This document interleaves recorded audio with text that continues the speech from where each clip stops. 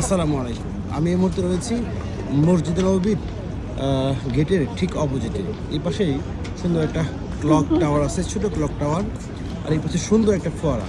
সৌদির মানুষরা এবং এখানে যারা হজ করার পর যারা মসজিদ নববীতে আসেন, তারা এই ক্লক টাওয়ারের বা এই ফোয়ারাকে কেন্দ্র করে বেশ আড্ডা জমান বিকেল টাইমে। কারণ সারাদিন হাজিরা যখন জিয়ারত করেন বিভিন্ন স্থান, নবীজের স্মৃতি বিজড়িত জায়গা, তারা একটু ক্লান্ত হয়ে যায়। বিকেল টাইমটা হোটেলে রেস্ট নিয়ে এখানে আসেন তারা এই জায়গাটাকে একটু রিল্যাক্স হতে।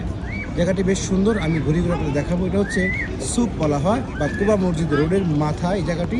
যারা মসজিদ নববীতে আসবেন এবং একটু দূরে হোটেল নেবেন, তারা অবশ্যই এই জায়গাটিতেও আসবেন, দেখবেন, একটু সৌন্দর্য উপভোগ করবেন।